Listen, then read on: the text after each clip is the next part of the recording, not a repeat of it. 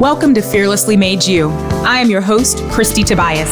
Joining me today are guests just striving to dominate in their personal and professional lives while answering the question, what does it mean to be fearlessly made?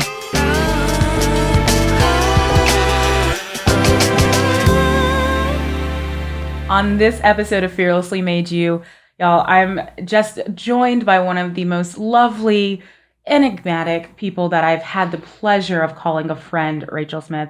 Rachel is the founder of one of my favorite things that ever happens in life, which is brunch. And she's the founder of Brunch League. And so in her honor, we also have a little bit of staples of brunch, a little champagne to drink. So Rachel, cheers to you and welcome to Fearlessly Made You. Thank you so much for having me. Mm-hmm. So Rachel, I am just thrilled because Rachel and I have just we sit and just chat and just have beautiful conversation because she's just such a light and a breath of fresh air. And so I love, and I'll tell a little secret to you guys. You know, Rachel has blessed me with being on my podcast, and I'm correct me if I'm wrong, this is your first podcast, isn't it? This is my very first podcast. I've never done a podcast before, so I'm super pumped. I love it. This is even better. Yes. And it's just going to make it even more authentic and just fun. Yes, because y'all know we just have real talk on Fearlessly Made You, and we talk about all the things, but more so we talk about the reality of what it means to be fearless. And I think there's just something so beautiful about having your first podcast be about something that I truly think that you embody, which is living and owning your existence in your life. Thank you. So blessed to have you. So, let's talk about you and chat. Who you are. Let's chat about it. So tell us, so our Fearlessly Made You crew is just dying to know a little bit more about you, Rachel. So tell us about you, who you are. Who I am. All right. Well, I'm a Pensacola native. Okay. I grew up here, went to, regular public school, went to Wedgwood for middle school, which is not a school anymore. It was pretty interesting. Oh boy. Of a school. Went to Pine Forest for high school, went to PSC trying to figure out what I want to do with my life like everybody else. Got into the event industry, I always loved weddings. And so towards the end of getting my associate's degree, was like, I'm going to do weddings. And, kind of just went from there, got my bachelor's at UWF and just was working weddings while I was in school, and I had a blast. I worked at Fiore for 4 or 5 years, and I just loved it so much. It was awesome. Had a little bit of a career change, super random in my life. I don't know if you know this, but I actually have rheumatoid arthritis in my hips. Yes, yeah. And so the wedding industry is really hard on your body. I think a lot of people are like, oh, it's super fun, but it's a blast, but it's also you're on your really hard on your body. Day. Yeah, you're working all weekend, late nights, just everything. And I always had a blast, but my body kind of hated it. Yeah. And so I ended up having to leave and just go. I took a break for a couple months, went to physical therapy and stuff like that. And then we ended up going into real estate and tried that out for a hot minute. Hey, trying out some new things. Yes, so random. But I actually, during that time, started going to bar on a regular basis and fell in love with that. And so I ended up kind of transitioning into the fitness industry. And so that's what I do now. And that's my day ground job. People on bar too. So bar, I consider it ballet on crack. But how would you describe bar? The typical description of bar is really, it's just smaller movements that burn fat and tone your muscles at the same time. It's not, you do some big movements, but it's not the core basis of the class. So it's ballet inspired. It's not ballet. And you can take a ballet bar class. And that's a little bit different. So my bar classes, we get pretty lit. I like to get poppin' in my class. I mean, that's on brand. I like loud music. I make jokes. We laugh. I want to have a good time. I want you to leave, feeling great, feeling strong, and just still liking me afterwards. Not ready I'm gonna to kill you. It's a love-hate relationship with a lot of my clients. I love them. They hate me while they're working out, and then they're like, see you tomorrow, bye. Please don't do that again, but okay, we'll see you in the morning. Yeah, they're like, I hated you when we were doing that, but I'll thank you tomorrow. I'm like, you will. So that's my gist of my life, basically my career path. So I do fitness now, and I really love it. I teach at Wild Lemon, and it's amazing. My boss is the best. Yes. I'm yes, obsessed with her. Yes. And for those of you that don't know, and we will have to definitely have her on Fearlessly Made You. So Kylie, the owner of Wild Lemon, also owns one of my favorite wine places, Magnolia, because, everything just circles back to wine. Every single time. Because it's the best thing on the planet. It is. Wine and friendship. And priorities. It was so interesting when I saw that you were going to be one of the instructors at Wild Lemon. I was like, of course she is. That just makes perfect sense. Because Wild Lemon just has such a beautiful, ethereal, let's bring people together to enjoy movement. Yes. And to allow that movement to help them be fearless is what I will say. Exactly. Because it's always about that just ability to believe in yourself. Yes. To do more. And I feel like that's something that Wild Lemon embodies. And I think that's a perfect connecting point for you to be part of that. It really just organization happened on accident. And it's just been such a beautiful time. I'm just enjoying it so much. But I do really love Kylie's, brand that she brings to the studio of just, like you said, it's just about moving your body. Mm-hmm. That's it. That's all we're requiring of you in the class. Yep. And we even teach restorative yoga. So it's literally you don't really move your body in that class. But we're still there to encourage you. And in my classes, they can be pretty challenging. And even I take them occasionally, and it's hard. I worked out yesterday morning with a client, and I'm dying today. I'm very sore. But yeah, whenever I'm teaching something that I'm I know this is a challenge, don't quit on yourself. If you need to stop, take a break, shake it out, grab some water. Yeah. The only thing I'm requiring of you in this class is to just move your body. Yeah. So whatever makes you feel strong, do that. Because I don't care. Roll around on the floor. It's fine. You know what I mean? That's my type of class. I know. Roll on the floor. Got it. Checks.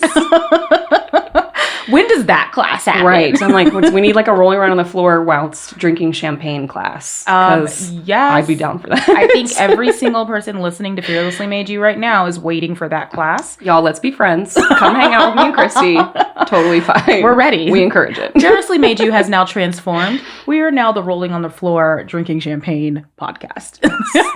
Yes. Love it. I love it. It's magical. That sounds so fun. So I love your journey to movement and Yes. moving into this industry as a fitness instructor. And so talk to me a little bit. So now you are an instructor with Wild Lemon, Mm-hmm. and you have already founded Brunch League at this point, but I want to kind of backtrack into, talk to us about where Brunch League comes into the picture in your journey from kind of figuring out what to do from working in weddings, the career shift, and now, being an instructor. Where does that fit in? Yeah, it just happened very organically. Okay.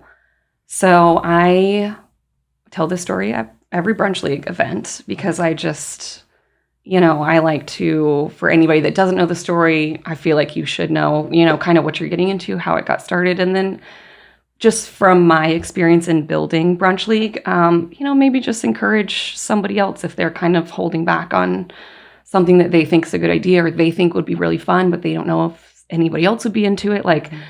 The thing is, you're never going to be the only one.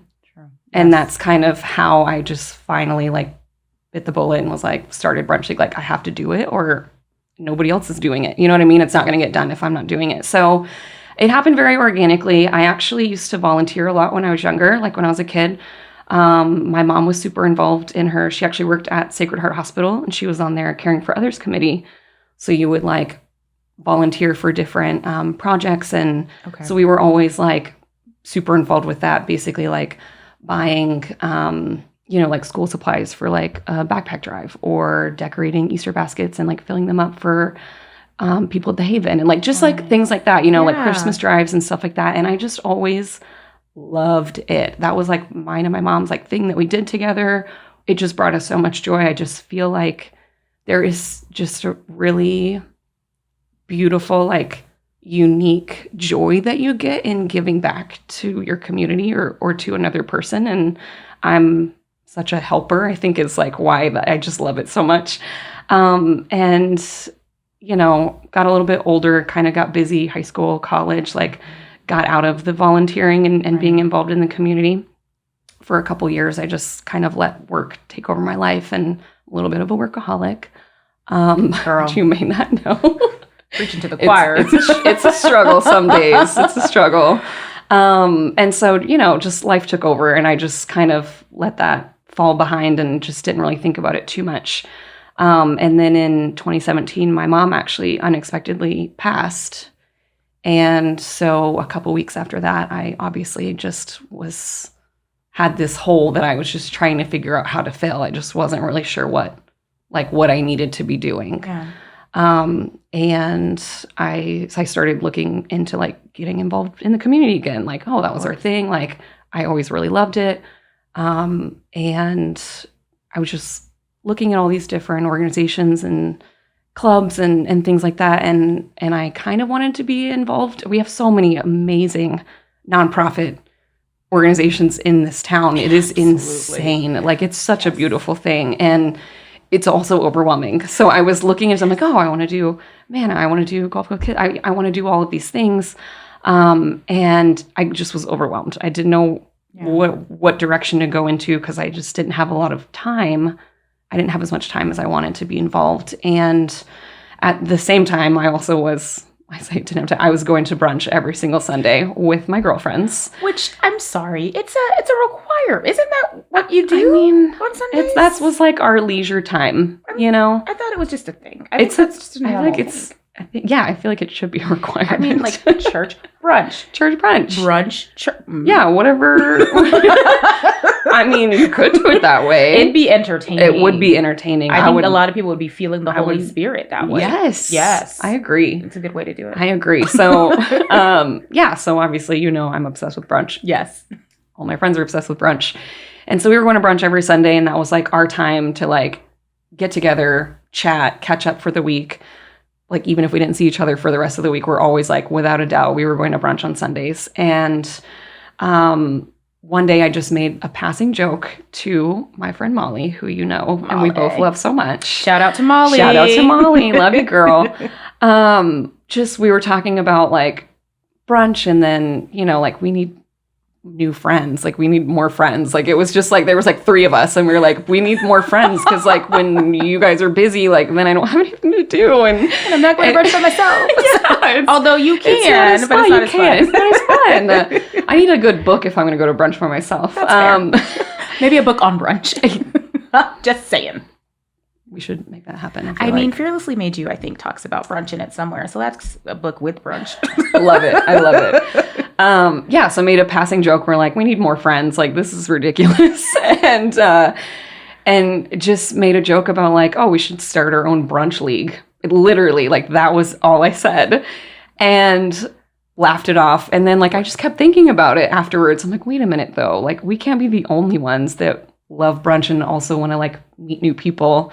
Yeah. And then I kind of threw in on top of that, like the, volunteering, the giving back aspect, and kind of just blended all 3 of those things together. Again, it just happened really organically for me. It took a long time to actually come to fruition.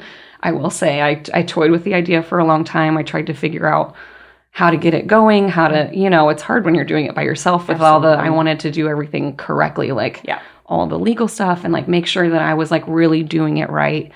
And so we didn't actually have our first brunch until November of 2019. Wow. Yes. And you first thought about it in 2017? In February of 2017, wow. like 2 weeks after my mom passed. Yeah.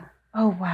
It just took forever in between like work and trying to figure out what the heck I was doing, because I didn't go to school for that, and so it took forever, but I slowly got there and really made it happen. And so our first brunch was in November of 2019, and we've just been at it ever since. I love it. Well, and that's the irony of how I first learned about the fabulousness that is Rachel was through another one of our mutual friends, Bradley.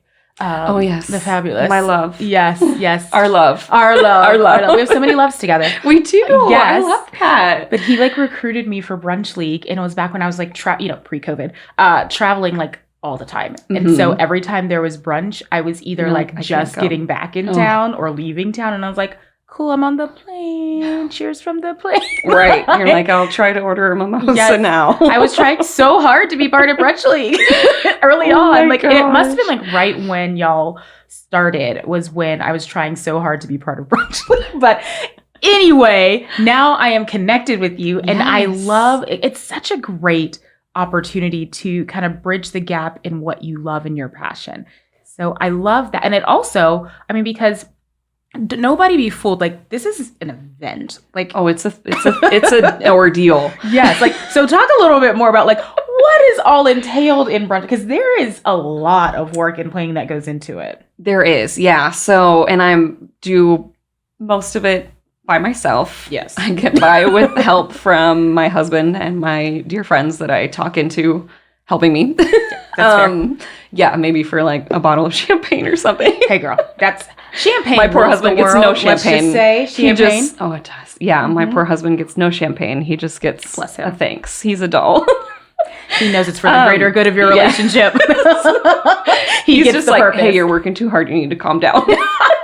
Or like, why are you so stressed about that kind of thing? He keeps me in check. Yes. Yeah. Good for him. No, it's definitely an ordeal. And like I said, I do most of it by myself. I talk some people into helping me out or bouncing ideas off friends and stuff like that. But the execution is primarily me. And it's a lot when I have, another job and things like that. But I do it in my free time and I love it. I love planning.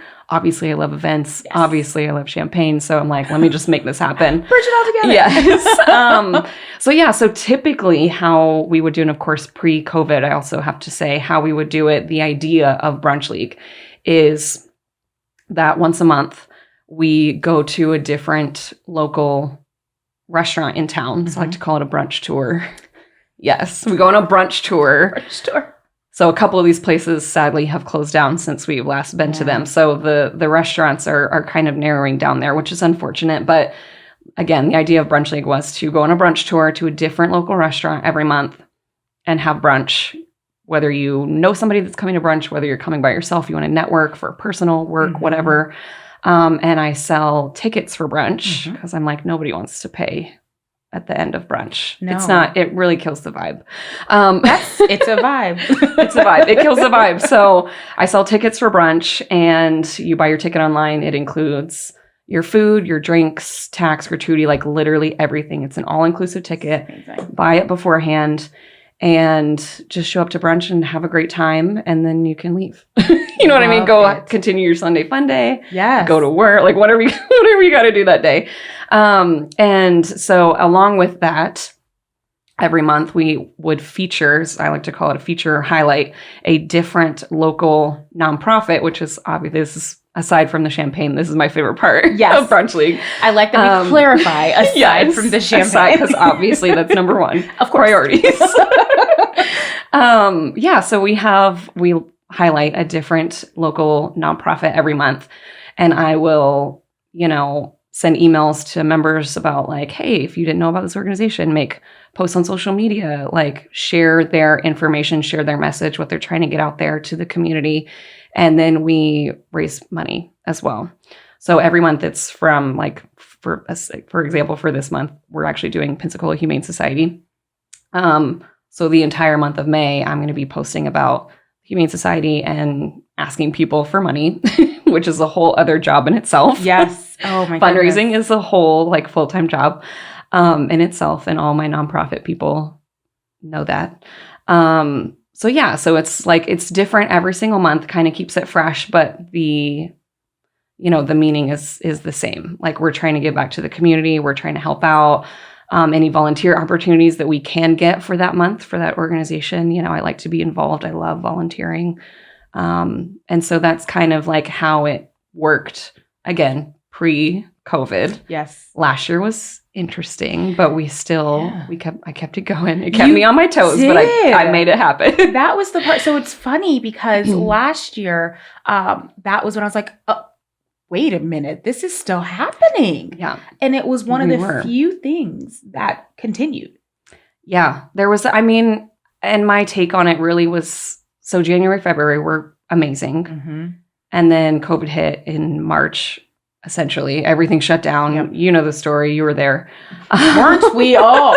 Yeah, we were all there. We know what happened. It was terrible. And I didn't want to stop promoting the nonprofits. I didn't want to stop collecting donations or, helping them out if we could volunteer safely kind of thing. I wanted to keep that portion of Brunch League going because there are so many nonprofits in this town, like I mentioned before, but they were working harder than ever last year. It was just nuts talking to all my friends that work in nonprofits. And I just was like, oh my gosh, like we need to help you guys more now. Like just tell me what to do kind of thing, Yeah.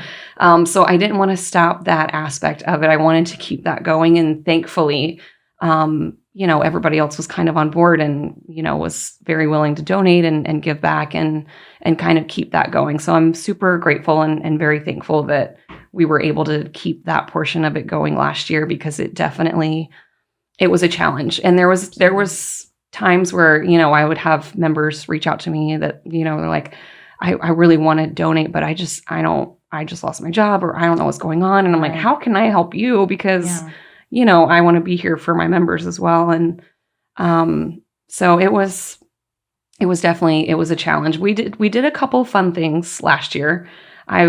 Everybody was really missing brunch. Yes.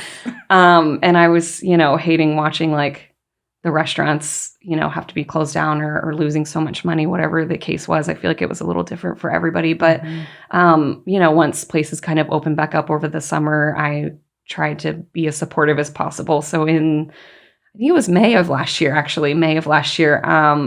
decided that we were going to have I called it a trunk brunch because that sounded catchy, but basically it was a brunch tailgate. It was a brunch tailgate. I love that. Yes. A trunk brunch. Yes. Fiore was closed. Yes. And Shannon is just, she's such a dear friend. I love her so much. I contacted her and I was like, I know you're closed. Can I use your parking lot? Small things. And maybe your bathroom for this event that I'm trying to throw and, kind of maybe get people inside if they want to walk around, shop, kind of do like a little sip and shop since, people were bringing their champagne. And so anyways, for that, I basically was like, shout out to the members, like, hey, you guys, we're going to have this tailgate. Yep. Go get takeout from your favorite local restaurant, local being the keyword there, local restaurant, and come meet us in the parking lot and let's hang out socially distance and, catch up because it had just been so long and everybody was really missing it. And then in July we did a virtual brunch off. And that was pretty fun actually too. I think everybody had a really fun time with it.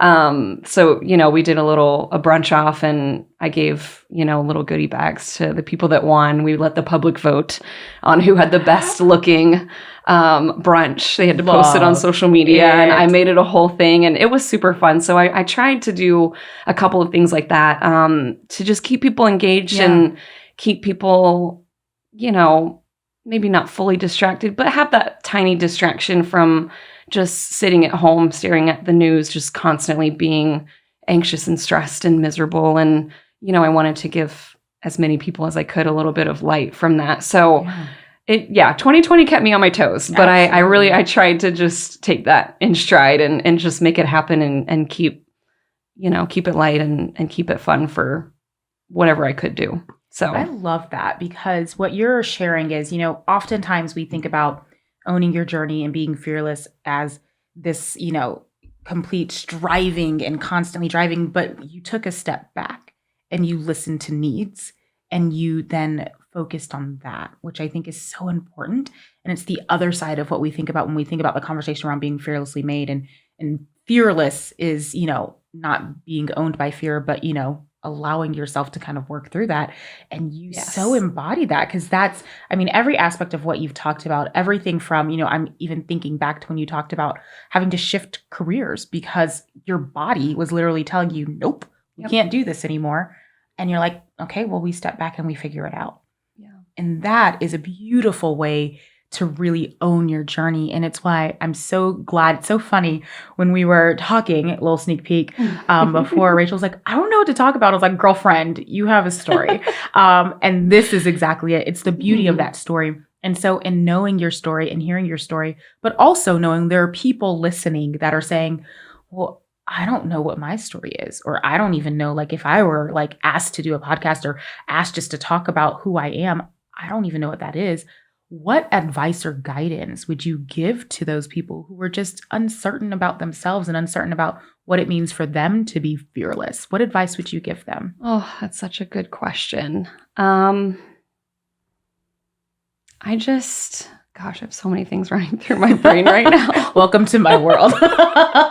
So many things. I'm like, I just obviously love everything that you just said, because for me, it's the same thing. It's just being fearlessly made is really just taking what you have and kind of just working with it, making it work for you. If you need to take a step back and go from there, take a step back and figure it out and then go forward. What advice would I give? Gosh, that's a hard one. I feel like for those people, I definitely can understand like how we're having this conversation. I understand that they probably, if they're saying that, they're probably like, I haven't accomplished anything in my life, or I'm, not special, or I'm, haven't done it, like whatever the case may be. I feel like that's never fully the truth. So yeah, I just sit back and just think about, like, what are you proud? Like, is there anything in your life you've done that you were like, oh, that was an accomplishment. I'm really proud of myself. That's a big deal. It could literally be like, I got up today. That's fine. Like, good on you. You know what I mean? And just maybe just really think on that, and honestly, I feel like just don't take yourself too seriously is really what it comes down to, because it's not that big of a deal. Yeah. Yeah. Just live your life for you and don't really worry about what anybody else thinks. And if someone doesn't think you're interesting, then move along, because you probably won't like them anyways. Yeah. Like, that's probably such a weird thing to say, but no, it's not. I tell people all the time, I'm like, I'm not for everyone. Yep. And I know that. And I also know that it's okay. Yep. And I feel like maybe that is the advice that I would just give to them. Like, you don't have to be for everyone. Everyone might not want to hear your story, and it doesn't matter. Tell your story because someone wants to hear it. And that's really just, I feel like that's how you should live your life, Yes, ma'am. Beautifully said, because it's funny. There's a part of, everyone should know, but for those of you that don't know, Fearlessly Made You, the podcast, was a spinoff of Fearlessly Made You, the book. The book, yes. And as part of the book, there's a chapter that literally is like building your Fearlessly Made You crew. And it's exactly that. It's the conversation around surround yourself with people who are valuing you and who are part of your life because they want to be part of you. And don't allow yourself to be bogged down by that negativity of someone else who was never meant to be part of your journey. Exactly. Like, just don't worry about them. If they don't want to hear what you have to say, go talk to someone else. And it's fine. I love that. Because you don't want to talk to someone that doesn't want to listen to you. You know what I mean? You don't deserve that part of my life. Like, it's like, I'm not going to waste my energy on you if you're not interested in taking that energy and doing something with it. Girl, that is a word. A little cheers to that word. Yes, ma'am. So, and cheersing that and thinking about wine, something else that you said, which is not taking yourself so seriously. One of the things that I love and you love is giving ourselves a little break. Oh, yes. With a little bit of wine. Oh, yes, girl. So, girlfriend, we talk about wine constantly. We hang out with wine. It's my favorite. Mine too. So, thinking of favorites, do you have a favorite? It doesn't have to be a brand or anything, but do you have a favorite wine, a favorite type of wine that you just love to enjoy? So, I drink whites. I cannot drink reds. I keep trying, and I will tell you, it is a struggle. My husband loves red wine. And I'm always trying to drink. I think maybe I just don't like whatever he's drinking. Fair. That's probably what it is. I try it though. I'm always like, let me try it. Let me see. Because I want to be the kind of person that drinks red wine, but I also don't want to put that much pressure on myself. Because it doesn't matter. Anywhere there's red wine, there's white wine. And every time. It's just how it works. White wine's my go-to. I love it. I love a good Sauvignon Blanc. I love a good Pinot Grigio. Those are my two. Love it. Like, that's really all I drink.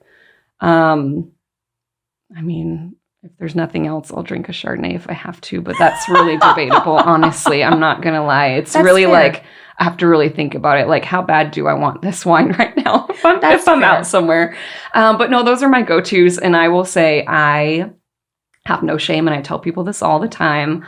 At home, I drink boxed wine because I drink a lot of wine, and it's really just smarter.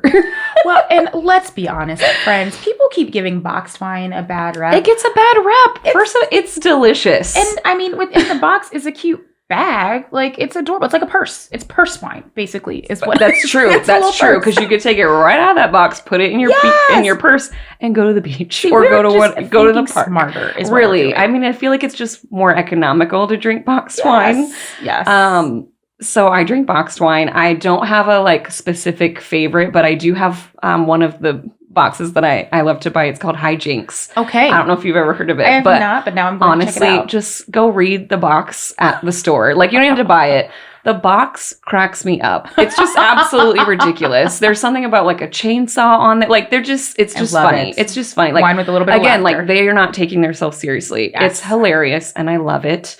So anytime they actually have Sauvignon Blanc or Pinot Grigio at the store, I will buy Hijinks only because the box makes me laugh, and I just read it every time I'm like pouring myself a glass of wine, and I'm like, it's just funny, you know? And I think it's so fun. So I don't have a favorite brand. I will drink any of those two. That's perfect. Because wine is wine, and if I need wine, I'm gonna drink it. Yes, girl.